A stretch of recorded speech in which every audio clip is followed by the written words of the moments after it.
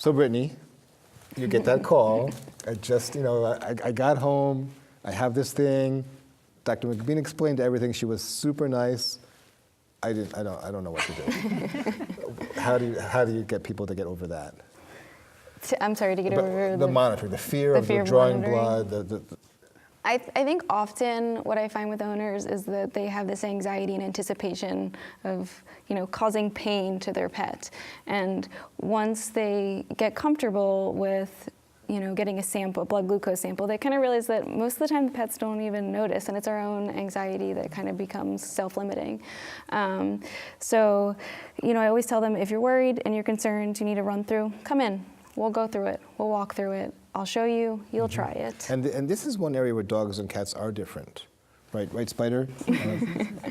So how do you do this in a cat? A cat drawing blood from a cat? So, drawing blood from a cat, there's mostly two common areas that I typically recommend, and that's the little vein that runs on the ear pinna, and then even the paw pad. Some cats aren't super big fans of their feet being touched, so the ear, I think, are what most of my clients like to use, and often if you put a little bit of light right underneath that ear pinna, that vessel becomes very prominent and very easy to see.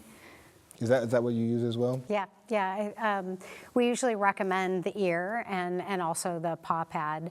And again, usually I completely agree with Brittney. People, it's their anxiety, and I know Ozzy was shaking her head. It's the fear of hurting your pet, but people are usually really, impressed and surprised at how the animal doesn't react. And what kind of compliance do you both of you get? You feel like, obviously with insulin, everybody ends up doing it. Does everybody end up doing the at-home monitoring? Is it that easy?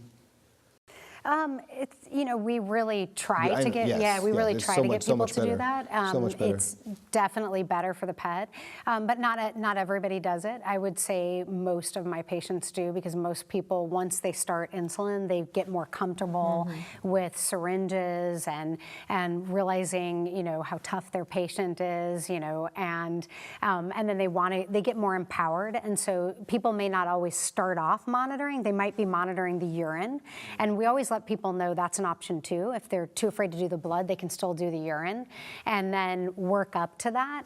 And like Brittney said, again, it's really letting people know that we as the hospital are there for them, that, they can change their mind. They can decide the first week that no, there's no way they're doing it. And then, decide, oh, you know what, this isn't that hard. I think I can do it. And we're there for them. Or if they need a refresher, we're there to do that and to help them.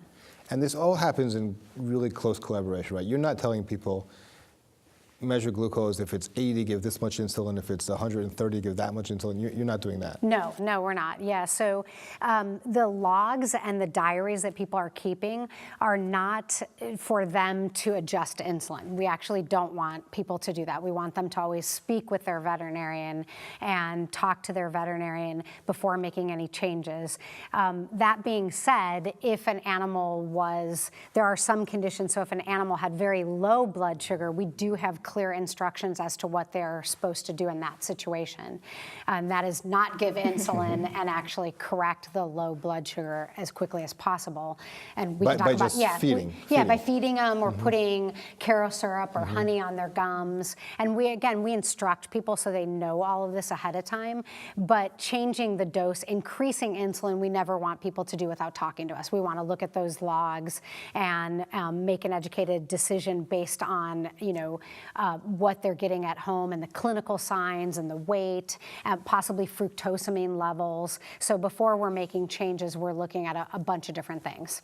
But even that, it sounds like it's trivial, but that ability to identify low blood sugar at home is pretty amazing. It is amazing. Without that, they keep giving insulin, and then we see the cat or dog when they're in a coma, and they have to be in the hospital for a week, and sometimes they actually don't even come out of it. So being able to get that initial low level and say, oh, I know, if it's less than whatever my vet told me, 120, 150, 200, I don't give insulin, and I feed, that's an amazing thing that can happen at home now with this. Yes.